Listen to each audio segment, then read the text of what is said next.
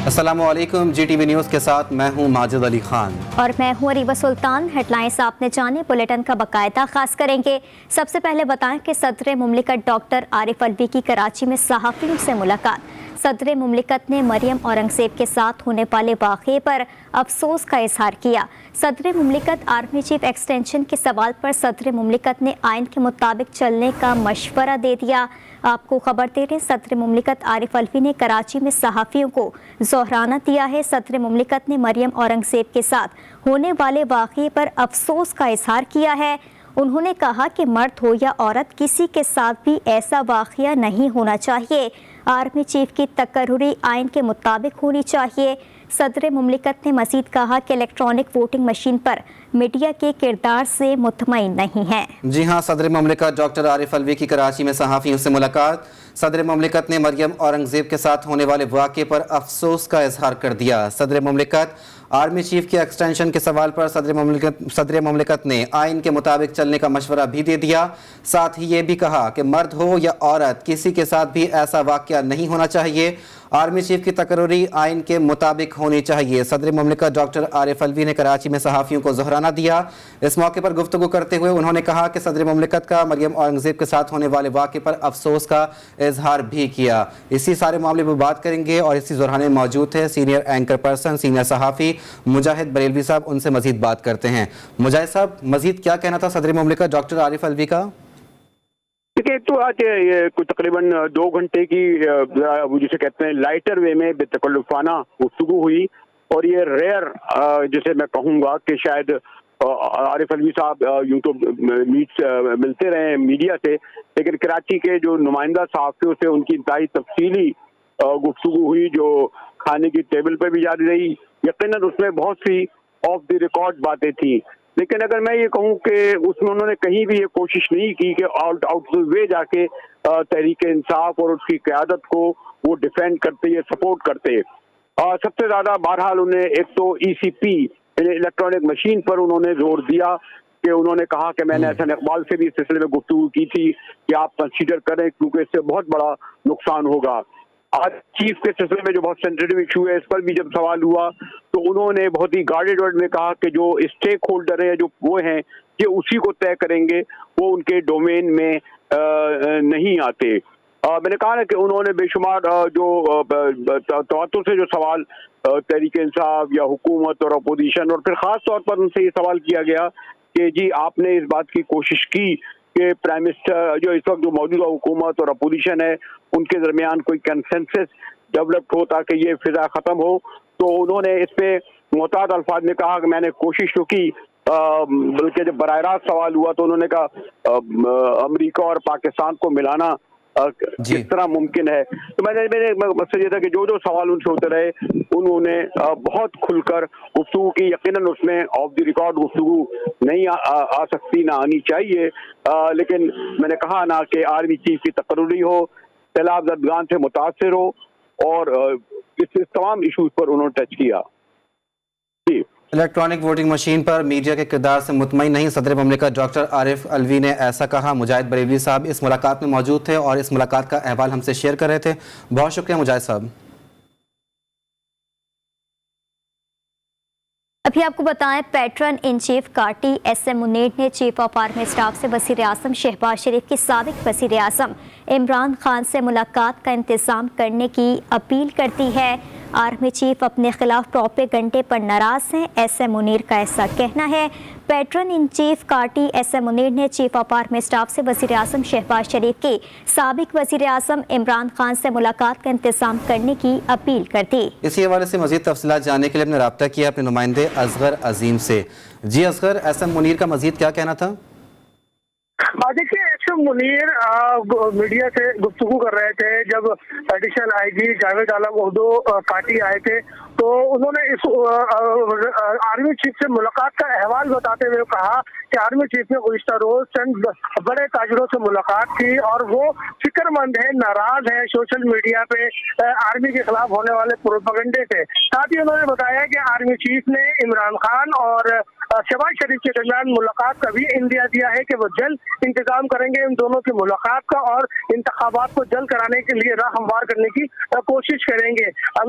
ऐसा मुनीर का कहना था कि आर्मी चीफ मौजूदा सूरत हाल में बहुत जो है वो फिक्रमंद है और वो चाहते हैं मुल्क की माशी सूरत हाल के साथ साथ मुल्क में सियासी इस्तेहकाम भी आए। जी, SM मुनीर ने वज़ीर आज़म शहबाज शरीफ से साबिक वज़ीर आज़म इमरान खान से मुलाकात का इंतज़ाम करने की अपील की है। असगर अजीम अपडेट कर रहे थे, आपका शुक्रिया।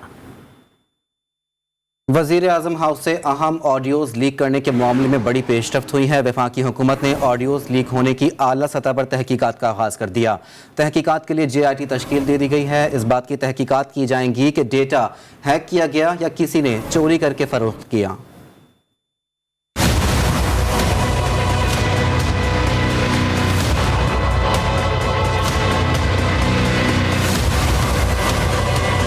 क्या वजीर आजम हाउस भी गैर महफूज है? हुकूमत ने ऑडियो लीक्स का खोज लगाने का फैसला कर लिया। जराये का कहना है कि वफाकी हुकूमत ने तहकीकात के लिए JIT तश्कील दी है, जिसमें हसास इदारों का नुमाइंदा भी शामिल होगा। JIT पता लगाएगी कि डाटा हैक किया गया या किसी ने चोरी करके फरोख्त किया। वजीर आजम हाउस का अमला शामिल तफ्तीश होगा। डिवाइसेस लगाई गई या मोबाइल से रिकॉर्डिंग की गई, इसका भी पता लगाया जाएगा। जराये का कहना है कि वजीर आजम हाउस पर मामूर सिविल हसास इदारे के डायरेक्टोरेट को भी शामिल तफ्तीश किया जा रहा है। 6 माह से ड्यूटी देने वाले स्पेशल ब्रांच के एहलकारों से भी पूछगछ होगी। वजीर आजम हाउस और PM ऑफिस पर मामूर सिक्योरिटी एहलकारों की नकलो हरकत महदूद कर दी गई है। FIA साइबर क्राइम में अहम अफसरान के बयानात कलम बंद किए जाएंगे। साबिका हुकूमत के दौर में भर्ती किए गए सिविल हसास इदारे के मुलाजमीन का जायजा भी लिया जाएगा।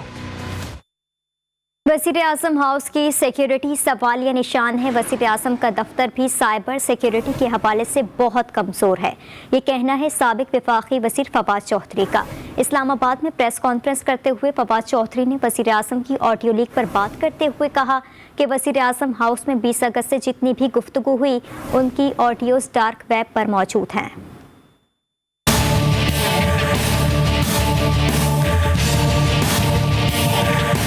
ये जो कन्वर्सेशन है ये तकरीबन 20 अगस्त से नेट के ऊपर अवेलेबल थी और जो हैकर है वो इस कन्वर्सेशन का, इस गुफ्तगू का $3,45,000 मांग रहा था। हमारे यहाँ किसी को ख्याल नहीं आया, हमारी एजेंसीज को ख्याल नहीं आया, हमारे लोगों को ख्याल नहीं आया कि ये 20 अगस्त से वज़ीर आज़म पाकिस्तान के दफ्तर की 140 घंटे की ऑडियो टॉक्स हैं वो सेल पे लगी हुई हैं और हमारी एजेंसीज को कुछ पता नहीं चला। अब तो मैं समझता हूँ कि 36 घंटे गुजर चुके हैं, मौजूदा हुकूमत का इसके ऊपर कोई ऑफिशियल रिस्पांस सामने नहीं आया। कि हम भरपूर मजम्मत करते हैं इस सिक्योरिटी लैप्स की। इसके नतीजे में तो पाकिस्तान को एक नेशनल सिक्योरिटी क्राइसिस का सामना है, क्योंकि इसका मतलब ये है कि पाकिस्तान के वज़ीर आज़म का दफ्तर भी साइबर सिक्योरिटी के लिहाज से इतना कमज़ोर है कि उसके ऊपर कुछ भी जो है वो लीक हो सकता है और कोई भी ऐसी गुफ्तगू वहाँ पे नहीं है जो कि महफूज हो।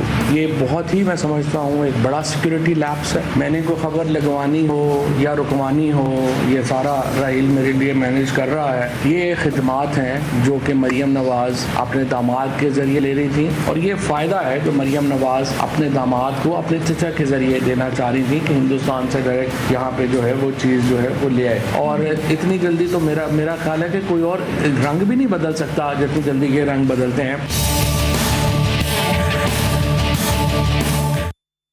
ऑडियो वीडियो की रस्म शुरू करने वाले खुद इसकी भीड़ चढ़ गए। साबिक वफाकी वज़ीर दाखिला शेख रशीद का अपने ट्वीट में कहना है कि इत्तेफाक फाउंड्री का अकाउंटेंट आ रहा है, कोई इकोनॉमिस्ट नहीं। डॉन लीक्स 2 भी नाकाम हो गई।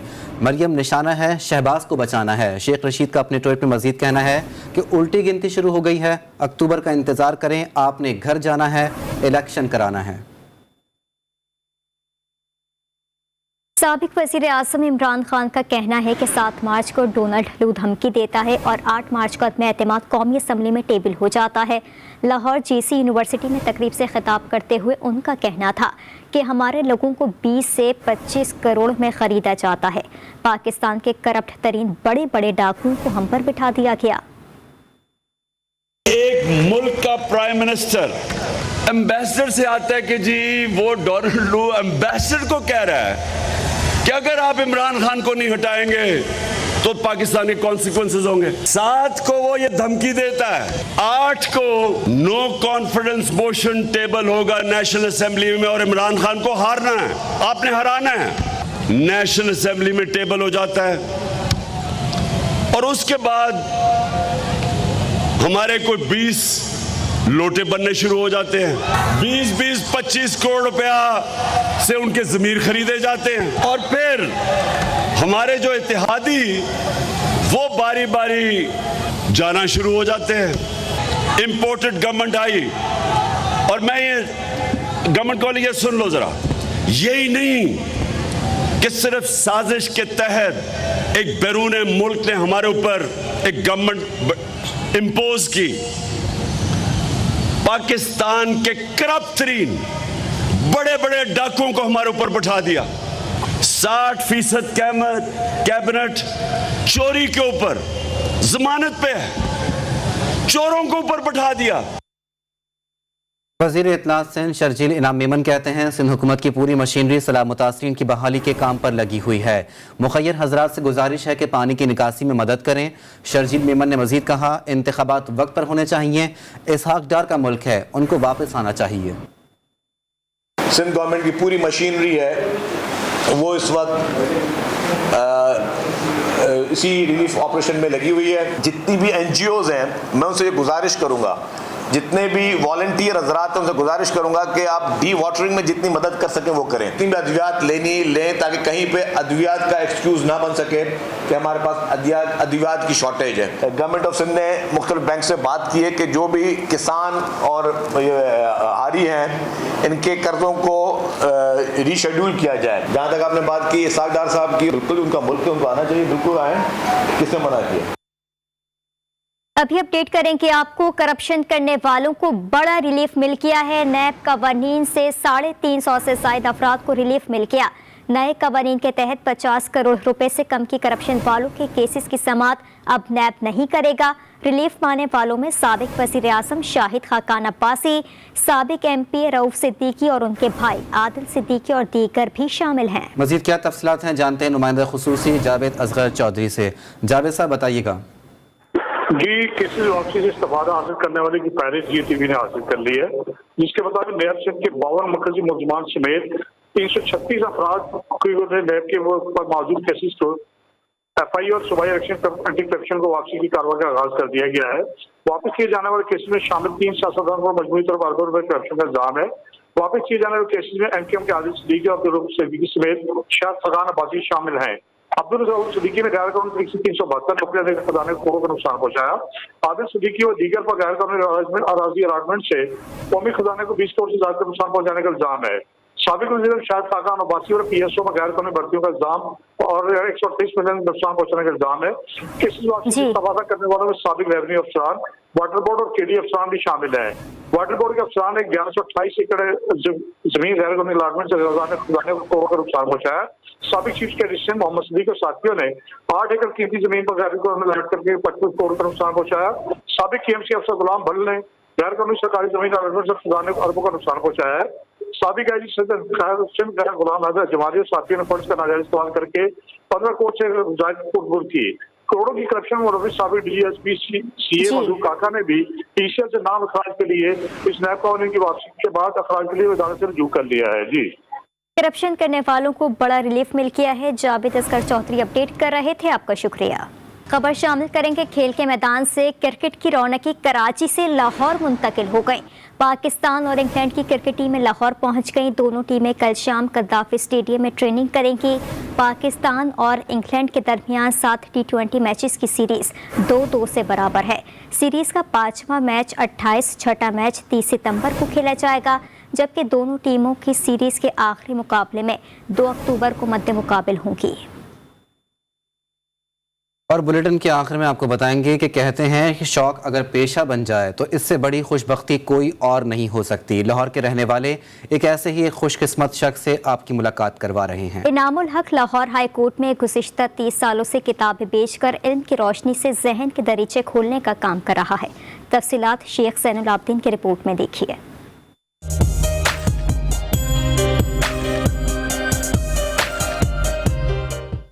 हंसमुख और धीमे मजाज का इनामुल हक अपने अंदर इल्म के समंदर समोए हुए है, जिसे बचपन से ही किताबें पढ़ने का इस कदर शौक था कि किताबों की खरीदारी की सकत ना होने के बायस आधी किताब खड़े खड़े ही पढ़ लिया करता था। 15 साल की उम्र में ही 100 से जायद किताबें पढ़ डाली। अब इसका बेटा भी किताबें फरोख्त करता है। मैं खुद तकरीबन कोई 13-14 साल की उम्र में फिरोजगंज पे जाया करता था, तो वहाँ पे जाके मैंने तकरीबन कोई खड़े खड़े आधी किताब देख लेनी।